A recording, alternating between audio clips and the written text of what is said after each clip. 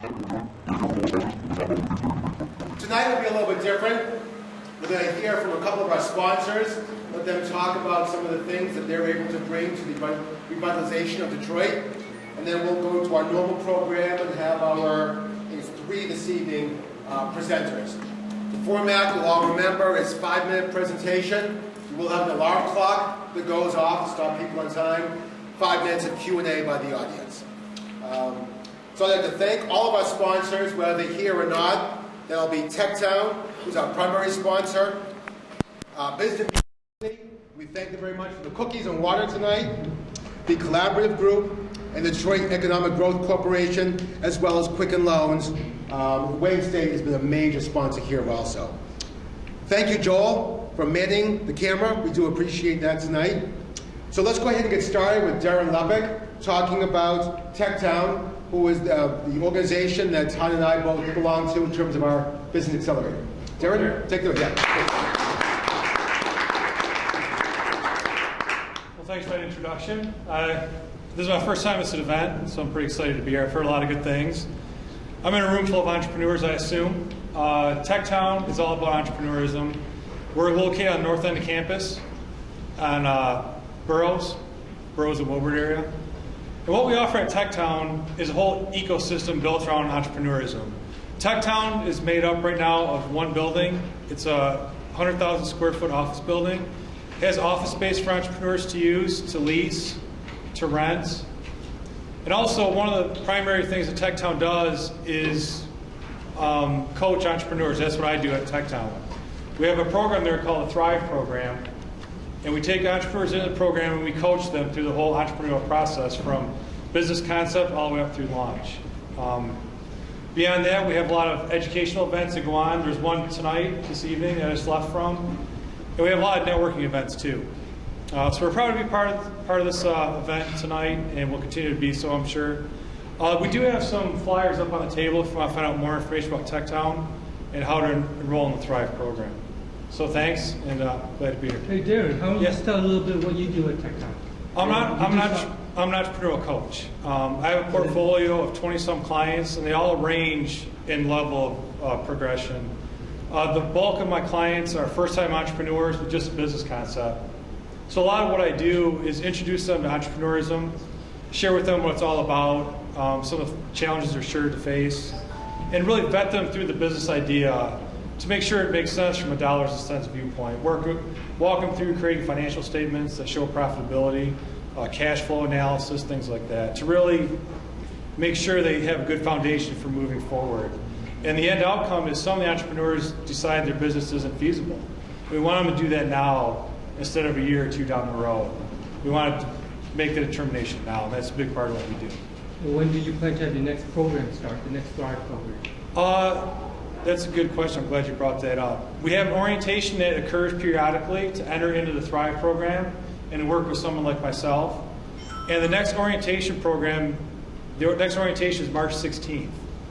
So if you'd like to join Thrive or just learn more about it, there's a number on the flyer you can call. And you can talk to the intake people, and they can start you in that process. Darren, are there any restrictions on the types of programs that entrepreneurs would bring into the program? Like, do you only do medical? Do you only do high tech? You know, is there a certain column that you have to fit into to join TechTown? That's a really good question. At TechTown, we do target primary industries. Those would be alternative energy, medical, and logistics. And that's only for the later quadrants. We divide the entrepreneurs up into quadrants based on their needs. And that's based on their entrepreneurial experience and the stage of the business. So quadrant 1 is a first-time entrepreneur with just a business idea that isn't in market yet. And those quadrant 1 people can be any business or industry. The later quadrants, 2, 3, and 4, where they're in market or more experienced entrepreneurs, we do limit them to our target industries. So that's a good question. Thanks, Noel. Yes, sir. How do you catch your name? Just repeat it. Darren Lepick? Yeah. How many entrepreneur coaches do you have there? We have 4. I'm one of 4. And we each pretty much do one quadrant. So we specialize in needs of a certain subset of entrepreneur, whether it be the first-time entrepreneur or the serial entrepreneur. we all kind of specialize in one type of entrepreneur. So to better help them to what they need for that stage of their development. And I have to point out, we came from TechTown, and the programs are awesome. Actually, we call it Smart Start, and now you changed it to Thrive, but so I think it was 12 weeks program. Yeah. And it helped Milton and I. Milton won $25,000 at the accelerated program last year. They really do help. And it really is a whole ecosystem built up. Coaches like me, networking events, educational events. We offer space for lease or rent. So it's really a whole ecosystem to help businesses grow. So it truly is an incubator. Great. Any other questions? Good? Thank you. All right, thanks. Okay.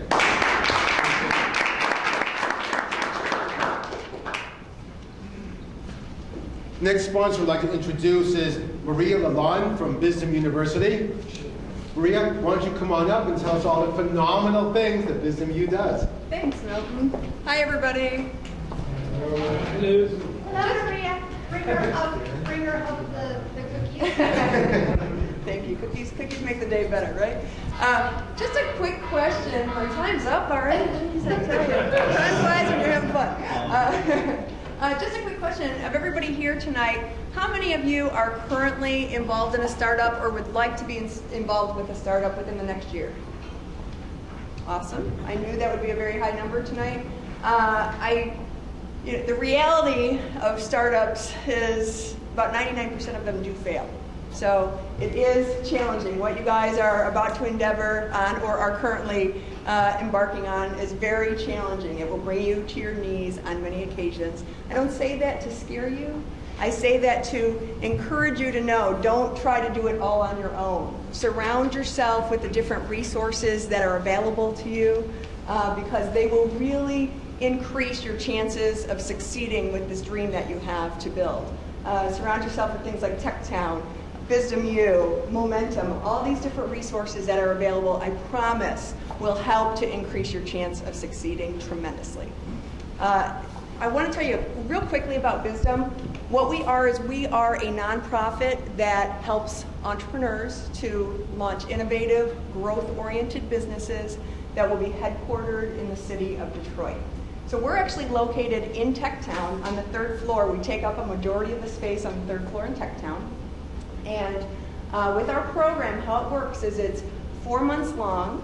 It's really hard to get into the program because we only accept between 15 to 20 of the best and brightest aspiring entrepreneurs that we come across out of many candidates who do apply for the program. But if you're accepted into our program, it's completely free for you. We give a living stipend of $1,500 a month. We give BlackBerries, laptops, all the tools you need to create that growth-oriented business.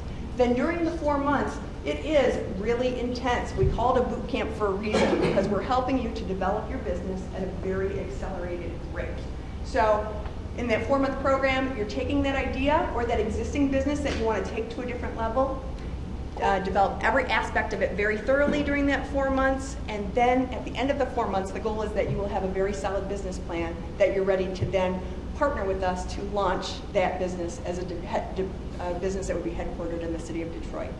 One nice thing, aside from the training and the mentoring that you get in our program, is we do also give you the opportunity to receive funding. At the end of the 4 months, you pitch your idea to our nonprofit seed funding committee. If we feel it's a viable idea that you've developed for a Detroit-based business, we will invest up to $100,000 into the business and partner with you to launch it.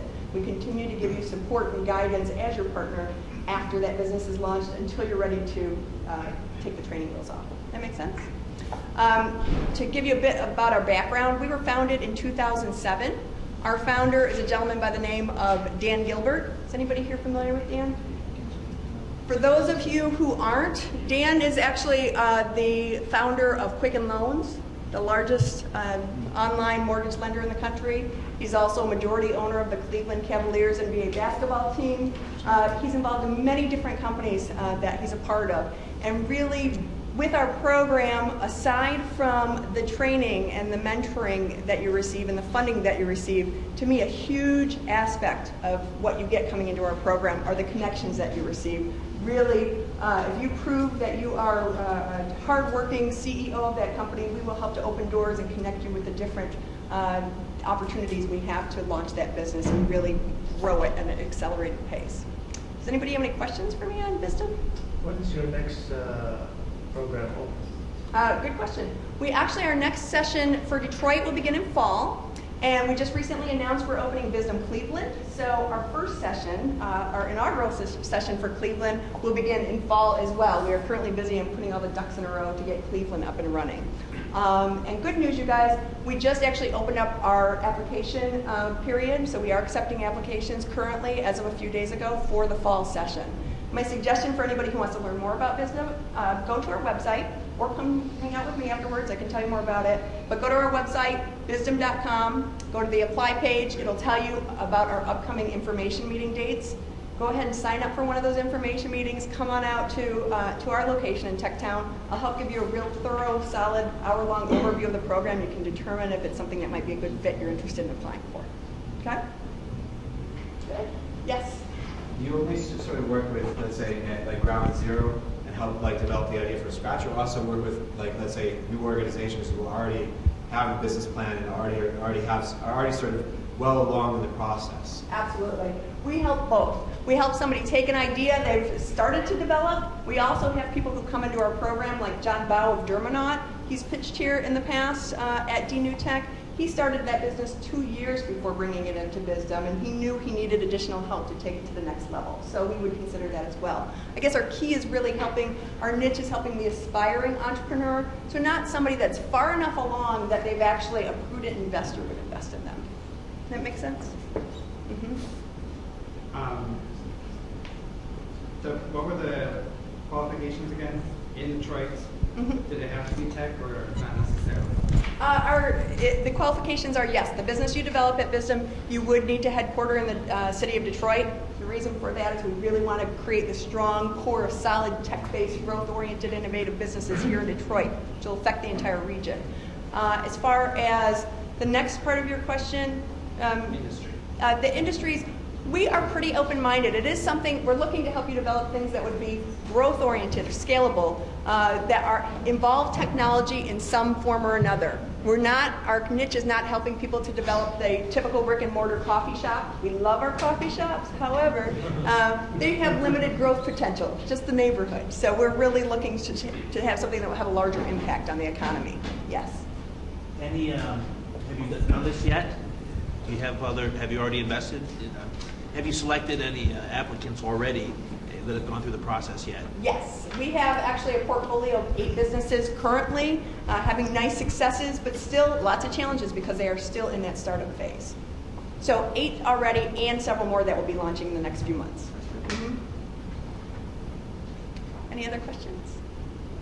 Okay, great. So you guys, feel free to check out our website or come see me afterwards to come out to one of our information meetings if it might be something you want to learn more about. I want to say one other thing real quick for Quicken Loans.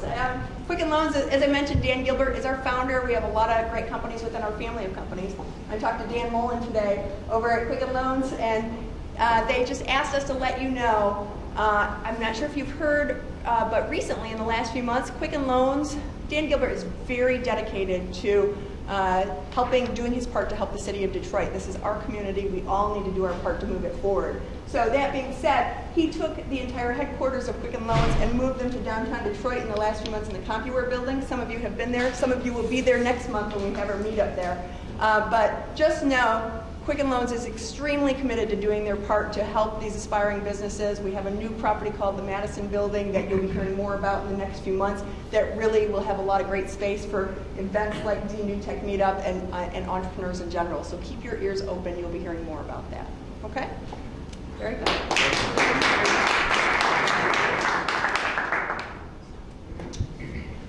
Okay. I think that was it for our sponsors that made it in this evening, unless someone slipped in when my back was turned. Okay. We'll go ahead and move on to a couple of our entrepreneurs then. Let's start with Chris Lynn. Do we have a microphone? tonight for Chris? No. Okay. So need to worry about wiring him up. Just a little bit of background while Chris is calling up his presentation. They say that necessity is the mother of invention. And Chris got ready to start teaching his 2-year-old daughter Chinese and went to Barnes & Noble, like most of us do, to pick up all the books needed, and there were none. So he was forced to write books for Barnes & Noble to teach his daughter Chinese. And you pan over this way, you can see some of those books right now, and then Chris will talk about his business if our machine cooperates. Could you just pass a few of those books along Sure. so we can take a look at them?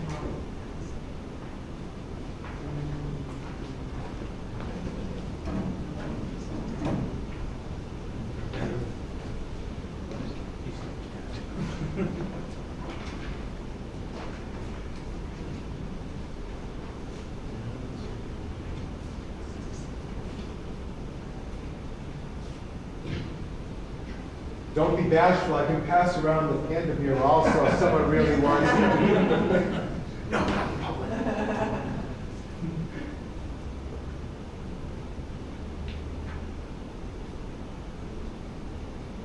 恭喜发财! That's Happy New Year for those that are celebrating the Chinese New Year in this 2-week period. I hope everybody's enjoying themselves and putting some of the things in the past and looking forward to focusing on the resolutions for the future. My name is Chris Lin. Some of my friends call me Lucky. And here's my Lucky presentation. So this company is called Mandy and Pandy. And Mandy and Pandy is a book company. We developed these books that I authored to teach my child Chinese, and the market began to pick up as other adopted community, other ABCs found it interesting. It's also inspired a television show, and this show is called Snap, Let's Go. You can see it in a little while if you ask the question, but moving forward, it started when my daughter was 2, now she's 6-year-old, and we have this momentum in the market. I think the biggest thing I want to tell you about is a relationship and partnership we have with CCTV. That's the Chinese Central Television Network, the largest network in the world, and it has access to the most kids as well. In addition to that, they've partnered with a professional production house called Porchlight Entertainment. And this is our partner that discovered my set of books, just like this, at the Book Expo about 3 years ago. We'll tell you about that relationship and how it evolved next. Essentially, 5 years ago, CCTV wanted to teach their children English. So they said they wanted an American partner too, and so they would just make it up through Chinese ways. And in that way, they picked up Porchlight Entertainment and Bruce Johnson as their partner. And Bruce didn't have any creative ideas of how to teach Chinese, so or to teach English with the Chinese culture. So they found our books. And Shay, the VP, was looking at our books and said, "Chris, these are exactly what we're looking for. Do you guys want to be on TV?" And that was an exciting moment for me to say, "Yeah, I sure do." And we met at the office, cut the deal in an hour, and 3 months later we had a contract. Now it's been 3 years, and we have a project that's $10 million, 86% funded. So if there were somebody that could, we would go to our angels and try to raise about $1 million. That would allow us to get this very important project off the ground. The concept of the project is cross-cultural cooperation. So you have the Chinese girl and the American boy being friends together, learning each other's language and cultures, developing a friendship. And it's the same friendship that we hope the countries will be able to evolve towards as we have a more peaceful world rather than one with conflict. As I mentioned, we're looking for another $1 million, and there's an interesting trailer that we can show later. Our focus, in contrast to Ni Hao Kai Lan, is education. We make the television show very exciting, fun, building awareness. And that enthusiasm comes down to an interest that the kids have, and they may take the books at Barnes & Noble or Borders, listen to the CDs and say, Mommy, this is interesting, this is fun, I want to learn more. And in that way, then go to school and have some demand for it there. We have these 6 books being transformed into curriculum books that will be used to teach kids in preschool, kindergarten, 1st grade, 2nd grade, 3rd grade. And that's our plan for this year that we really want to launch. Yao Ming is a big supporter of us. He reads our books at community events. We're going to visit him this month. You can see the partnership here and here that I've described already. Michigan Ross School of Business is a partner with us through our Director of Board of Advisors. His name is Tom Kinnear. And another noteworthy investor is Roger Newton, who you may listen for tomorrow at the Lansing event. Quickly, our financials, the projection is $80 million. This compares to be second tier compared to Dora, which is $1 billion. And how it distills down to Mandy and Pandy is about $5 million in 5 years. For the buyer or investor that invests $2.5, they'll get 20% of the book business, 3% of the TV business, and recoupment of the TV investment in addition to 10% on the first million, 20% thereafter. So lastly, I just want to say Happy Chinese New Year again. This is the year of the rabbit.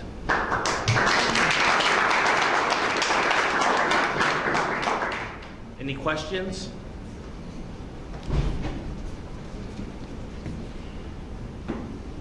Where are they mostly the books being distributed and sold? Where do you see that sort of growing?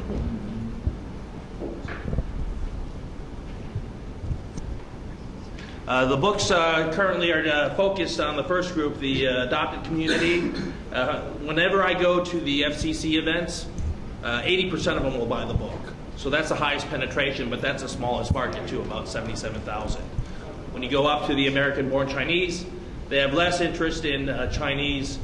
They just want to fit it into the American schools, but the interest is still good at Chinese schools, so maybe around, once you get in front of their face, about 50%. Then the broader audience is this group we call global affluence, and they might be like your American, more affluent families that want to teach their kids Chinese. But that doesn't mean they're just white, affluent.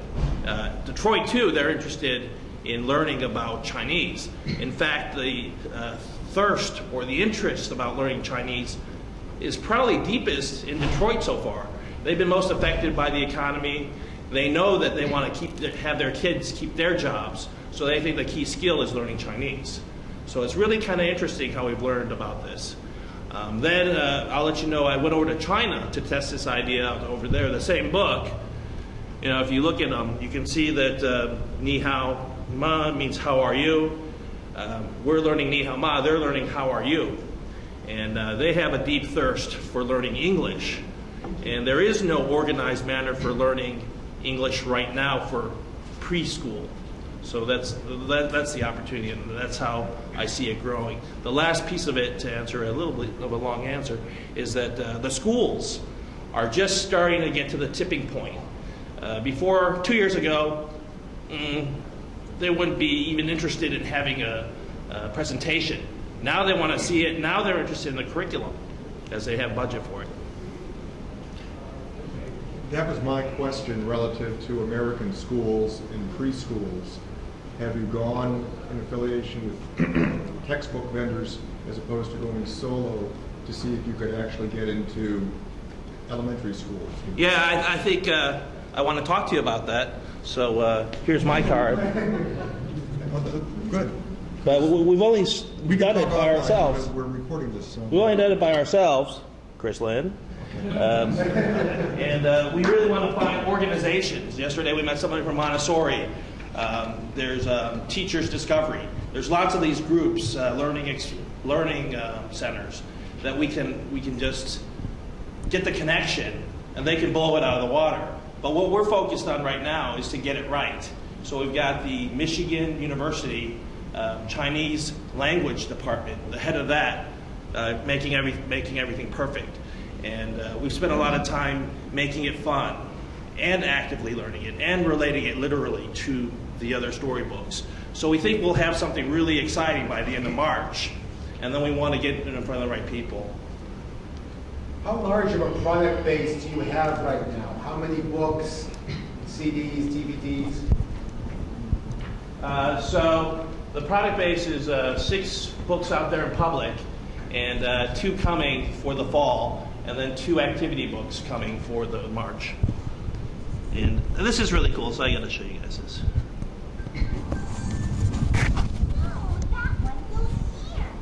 This is a trailer with porch light and CCTV. You can see it's called Chinese anime. So this is the style that they have that the Chinese have developed. Porch light develops the storyboards and the ideas, the creativity piece of it. And then China comes over and they develop it, with hand to develop the production. Then it comes back to porch light. They finalize it and add the sound. It's changed a little bit from the books. These are 2 different characters, just inspired by Mandy and Pandy. They've added this dragon called Snap, and Snap is a magical dragon. The magical dragon allows you to go from country to country so you can learn about each other's culture. You'll just see a transformation in a minute, so I'll just wrap up right there. Where's Bugs Bunny? Bugs Bunny is in 2D, so that's the past. Nihao is in 2D like Dora, she's in 2D.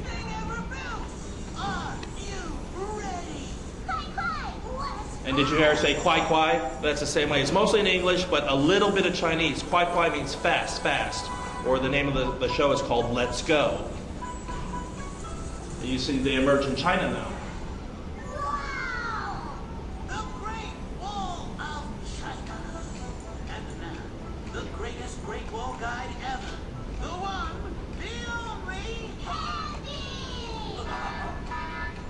And he looks a little different, but hopefully the kids still think he's cute. And for anybody that can do the dance, I'll give the 2 dolls too.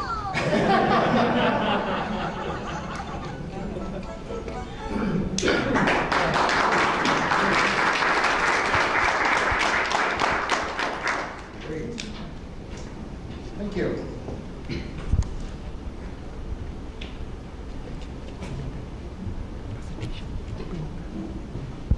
Next up, we'll have Harry Reisig.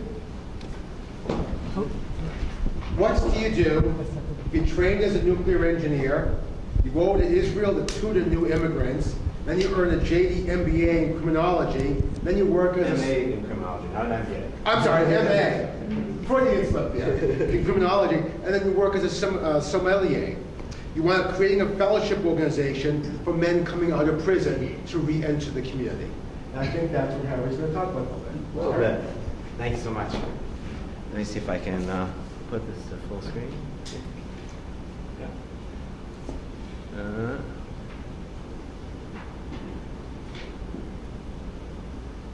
There we go. So thank you so much for the kind introduction and for all you guys for coming out here. My name's Harry, and like I said, I'm a lawyer and criminologist by training. And after a long, sort of complicated path, I started thinking really deeply about how to create new opportunities for men coming back from incarceration. As many of you are sort of aware, and it's becoming more in the news, we incarcerate at a higher rate than any country in the history of the world. There are over 2.3 million men behind bars currently today, and over 700,000 coming back every year. Now, this is not evenly spread out over society, and this heavily affects men of color. 1 out of 3 men coming out of 1 out of 3 African American men will spend some time in their life incarcerated. Only 1 out of 4 will spend some time in higher education. And so, growing up in Metro Detroit, I grew up in Southfield, 12 miles Southfield Road. I started thinking about this problem, and well, this is sort of what I've been kind of coming to. Like I said, 4,000 men are going to be coming back this year into Wayne County every year, and what they're coming back to is not very hopeful. the unemployment rate for African American men is estimated to be somewhere between 50 to 70%, depending on how you count things and stuff under the table. And so guys coming back from incarceration, no matter how motivated, how skilled, and sort of how hard they're willing to work, they're at the end of a very long line for very few jobs. And that's just the reality of the situation. You know, I don't need to tell you this. You know sort of the history, I'm sure all of you, and what's going on in Detroit. But the reality for the people who are coming back is that over 2 out of 3 go back within 3 years. Nationally, this is a huge problem, and it becomes a sort of revolving door of incarceration, where people get stuck, and they go back and back and back, and lives and generations and neighborhoods are completely decimated by this sort of ongoing cycle of incarceration. So it's a tough problem, and I've been thinking about it for a while. And you know, Michigan's been thinking about it for some time. They've been investing quite heavily in reentry programming. And they've been sort of leading the country a little bit in thinking about how to be able to break this cycle. And they've made quite a bit of progress. There's the Michigan Prisoner Reentry Initiative has grown quite substantially over the past several years, and it seems to continue to grow over the next administration. And because, for a very simple reason, you could care less about the people coming back. It's simply smart business. What we're doing is wasteful government spending by locking people up and keeping them coming back again. Social justice, there's tremendous amounts of other and more important, I think, good reasons to do it, but you have consensus about it because it's simply good business. Why are you wasting money by putting someone keeping back when you can invest a small amount, and if you can reduce the incarceration rate by 10%, you realize over $6,000 savings per participant, right? So, like I said, I had this sort of circuitous route, and I was coming back to Michigan where I grew up, and hearing all about sort of, for years, I've been involved in sort of food worlds and farming, and hearing about sort of what had been developing in Detroit, and sort of the rethinking of the city and the redesign of the city, and lots of growth of urban farms, stuff that's been going on here for many, many years. This is not a new thing in just the past 2 or 3. This has been developing for over 20 years here in Detroit. So I sort of put 2 and 2 together and said we could create sort of a high-intensity urban farm for men to learn small business skills. By working on the farm and working as sort of a small fellowship where they're also working on developing themselves, the goal is for them to be able to be starting their own small businesses. If it's going to be landscaping companies, small gardening companies, small food companies, or something completely unrelated. If you can run a small farm, you can run a t-shirt company. That's sort of the principle that we've been developing, and sort of the partners I've been starting to gather together. Like I said, our goal is to be able to grow this step by step. Our pilot program is aimed for 6 men. Growing that to 10, then 15, then 20, then 30 men. And as we start to build our enterprises. The first year, and sort of to keep it simple, and like I said, our primary focus is helping men succeed and stabilize their lives when coming back. So we want to take our business step by step. The first year we're going to be starting as a high-intensity a large compost operation. I just have a minute left. Year 2, we're going to start developing a high-intensity farm, starting with 4 acres of market gardens and building it up to around 10 to 15 over 2 to 3 years. As we develop that, we're going to be developing year-round growing systems. And there's great partners from MSU, from Growing Power, from leading organizations that we've been working together with to develop a year-round growing system that's going to be supporting a line of value-added products. This is sort of where we kind of hope to get to within 4 to 5 years, and where the real sort of like rubber starts to hit the road in terms of entrepreneurship learning. I'm going to just pass over this. I apologize. Going a little bit slower. You know, people kind of talk about what's the valuation of the program. The number one valuation is that men are able to rebuild their lives and be able to be more successful. But just in simple tax savings, our pilot program with 6 men will save over $400,000 a year. And once we get this up and running, we're going to have it over $2 million in taxpayer savings. So for a few $100,000 investment, we're getting money back right away. I apologize, I'm a little bit running out of time, but this is what we're about. Our pilot project budget's around $350,000. We're hoping to raise at least 10% from the communities and not be completely dependent on foundations. And we hope to be involved and get your support.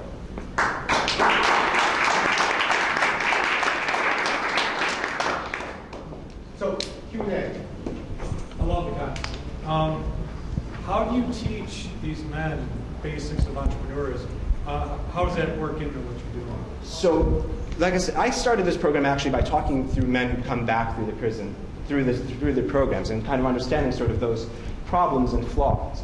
and realizing actually that you have a very large entrepreneurial class, people who are eager to be starting their own businesses and have been thinking about it a lot. They've had a lot of time.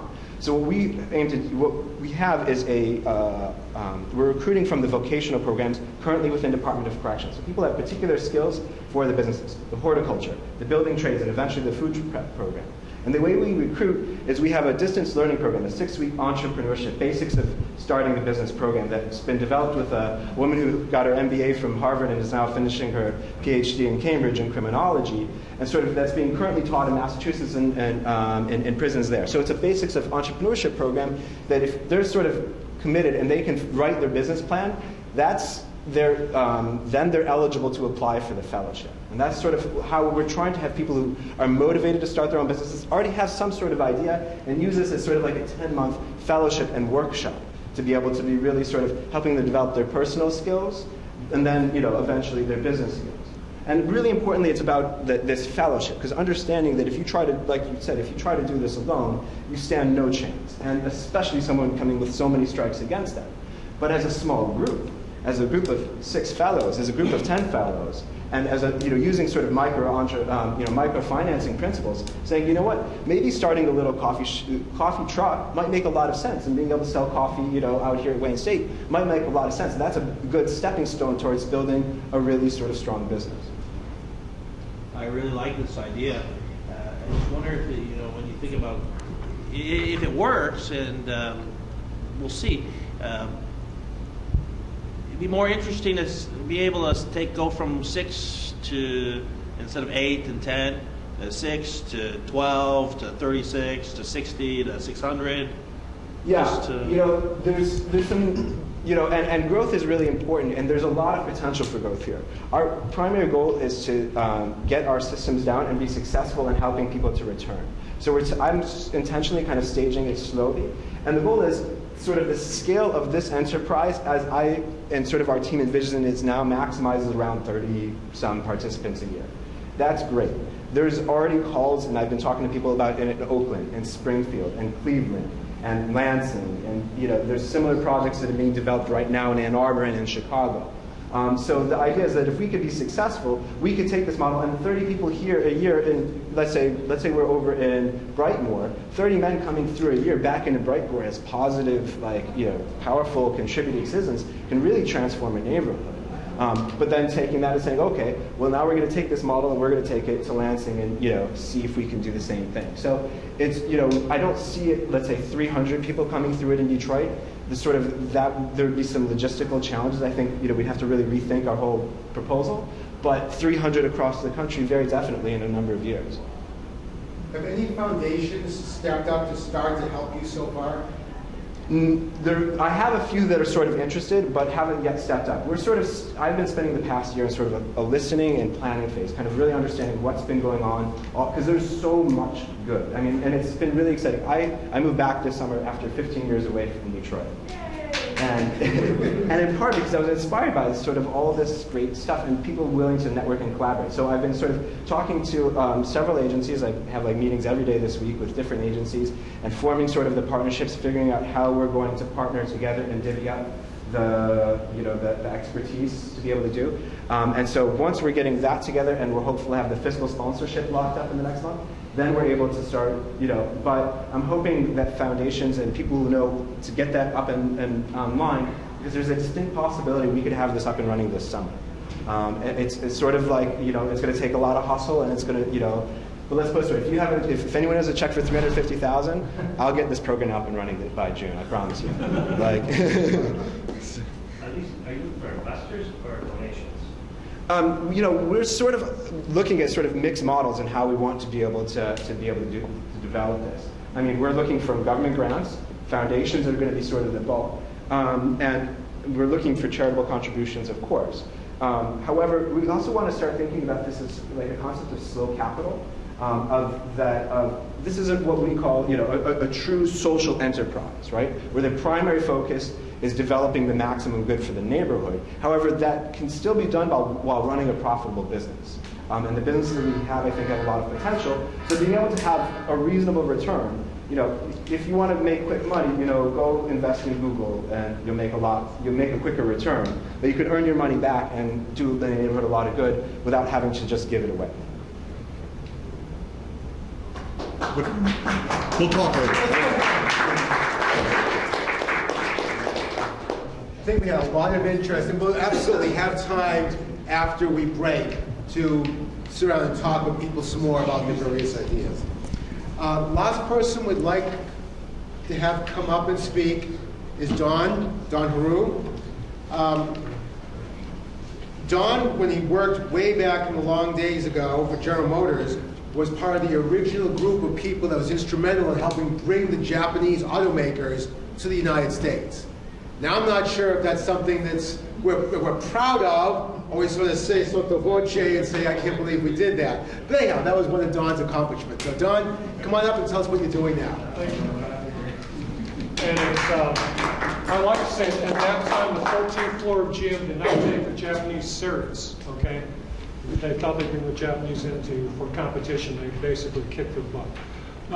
Anyway, I think it's fitting that we open and close with China. Okay, I'm Don Hiro. I'm the founder of ETL. ETL brands, markets, and distributes identified U.S.-made product into China that can sell at a premium. This year, ETL will launch its own private line of women's cosmetics or makeup in China. All right.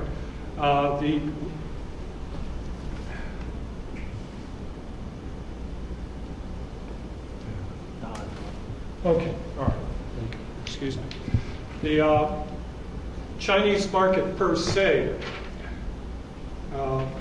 currently right now, China is the second largest market for women's makeup. In 2012, it's expected to be the largest market in the world with sales of $7.5 billion. All right. China has a population of approximately 1.4 billion people. And of that 1.4 billion people, they have 230 million urban women, all right? And our target population residing in Beijing and Shanghai, between the ages of 17 and 34, number 5.7 million women. These women are young, they're professional, they're educated, have disposable income, and they're willing to invest in their personal appearance. Right now, they desire U.S.-made makeup. They attach status to its ownership, and they're willing to pay a premium. They do not trust the quality nor the safety of their domestically made product. ETL will bring them safe, affordable makeup, which is, you have to excuse me for a second, which is made in the U.S., and we have the resources to do it. As of today, what ETL has done, ETL has applied for and received export certificates from the FDA and also the ICMAD. ETL has also gone to China. We met with the central government, State Food Drug Administration, and we've also met with the Quarantine Import-Export Department, which must approve all products such as makeup being imported into China. The team itself is composed of myself. I have an international business background, quite extensive in Europe, Asia, and the Middle East. Halen Zhao, who resides in China. Halen is a medical doctor. He's also very appropriately, he's a former senior inspector for that quarantine department. And then there's Vincent Mangioli, who's our VP of Quality and Supplier Development, and he has a background with the trading companies, both Asian and European trading companies. What we're looking for is we're looking at the midterm, the mid-price point market, which accounts for 38%. That market size is $2.3 billion. Our distribution system will be through the specialty stores, and with in the specialty stores, our prices will range from $19 to $25, which is competitive. In August, I spent 2 weeks there, visited 5 urban cities, did a marketing and pricing study. This is an example of what we can do. We're going to use Hong Kong to actually launch the product. Hong Kong, we don't have to pay duty, we don't have to register, we don't have to test it. We can save ourselves over $45,000. We'll stay at Hong Kong for several months and test the product as we apply for going into mainland China. Cost of goods, let's say for lipstick, we'll say $2.65. Our profit margins at Hong Kong will be $3.88, or 54%, 40% in the mainland. We can sell it to them, sell it to the retail stores that we're aiming for, Sassar Watson, below $8. They traditionally mark up their product between 200 to 300%. We still fall, with their markup at 200%, we still fall within their range and we're price competitive based on our study. This is a look at our projections. We're looking at very little money in 2011. As a matter of fact, we will not have positive cash flow until the end of 2012. In 2013, we want to be in mainland China. There's some more projections. What we're looking for in investments, year one, this year we're looking for $225,000. That will go toward the hygiene permits, which we apply for the mainland China, displays, advertising, marketing, and promotional items. Year two, stage two, $425,000 when we enter the mainland. That will go more into displays, marketing, and once more promotional items. Our exit strategy, though, in 2016 is not to sell the company. Our exit strategy is to sell the brand, okay? Since we brand product. There are several projects. We're working on 3 different products right now. This is the main one, and also 2 collaborations. Why invest? It's an excellent business opportunity. The market's growing at 23.5% per year. The consumer wants the U.S. product. They're willing to pay a premium. Chinese economy is dynamic, let's face it. And we're also, through one of the collaborations, we will be building a political network with a very large organization in China, and management has the extensive international experience. Thank you.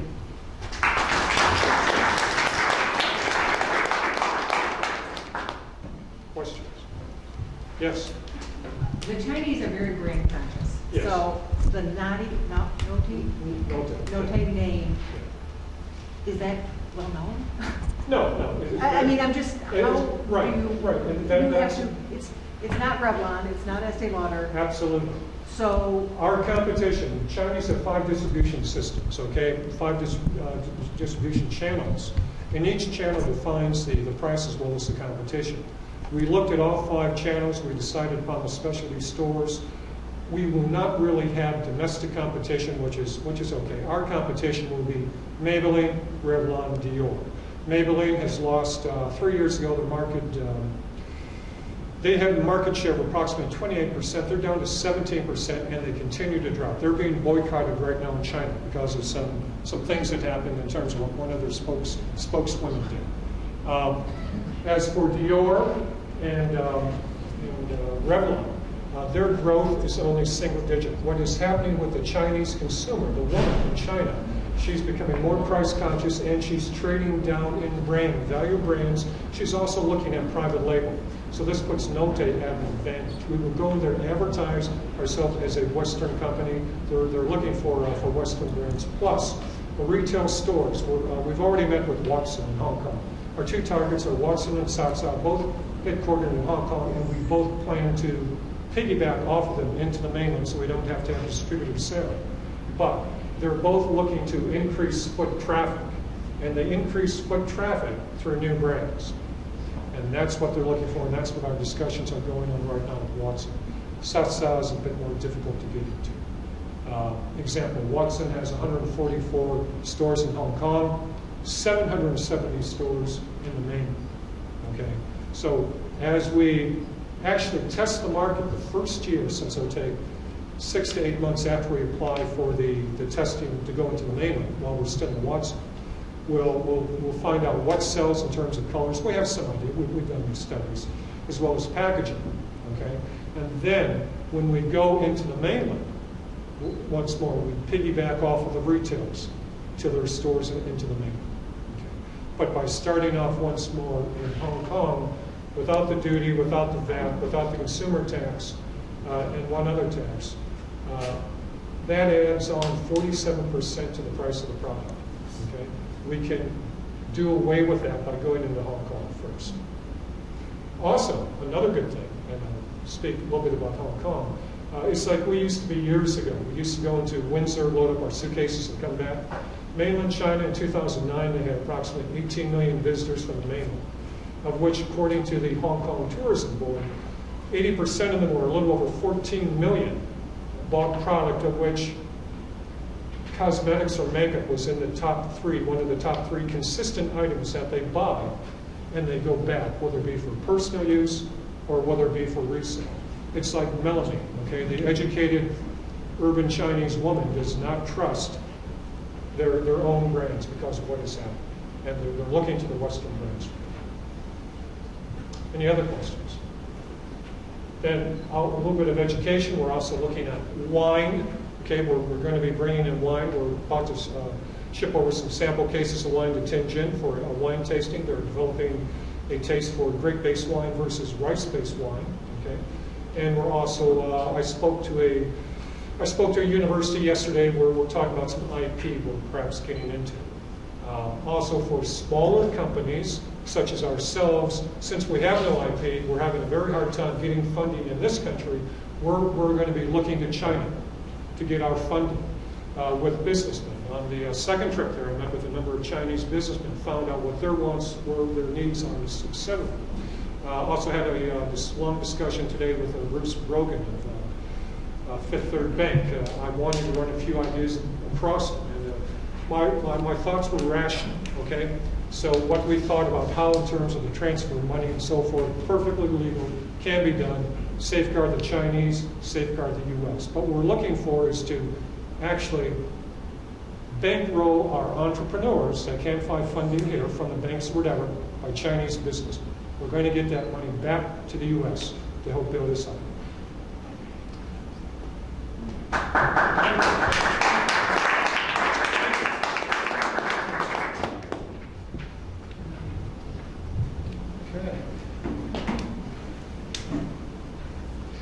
Great.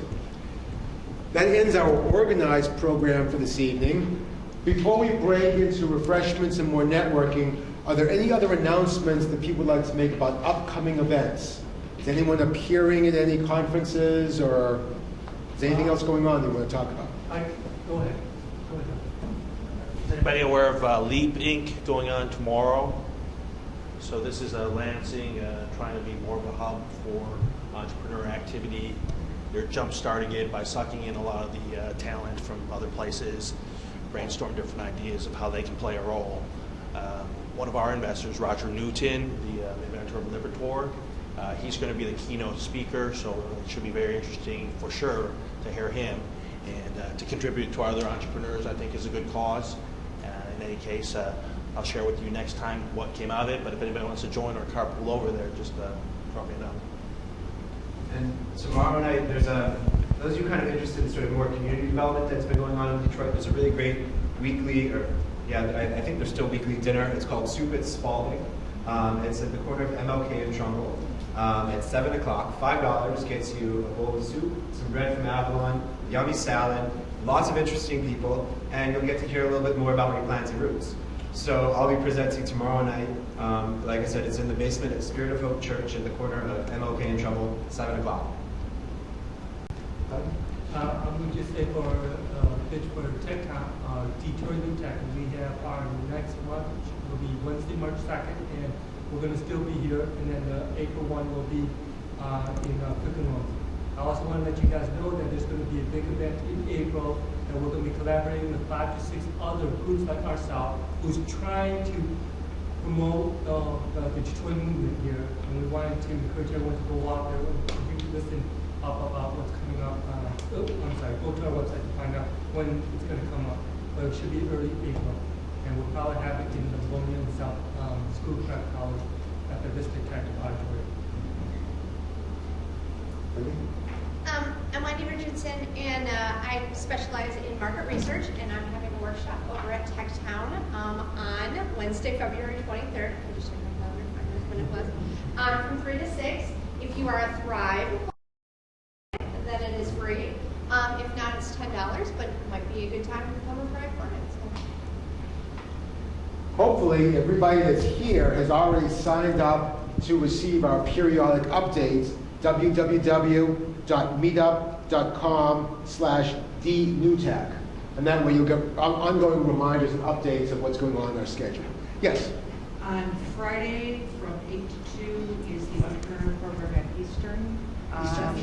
For students and the Ypsilanti, I think, community. So. Anything else? Yes? Someplace around here tomorrow morning is a global intellectual property event, so all day event from like 8 to 5. And then also there's a China event, a new event, it's like 3 to 5 tomorrow, University of Michigan. Great. Okay. Well, that does us for tonight then. As Tom said, our next event will be March 2nd, back here again. Tonight will be a little bit different. We're going to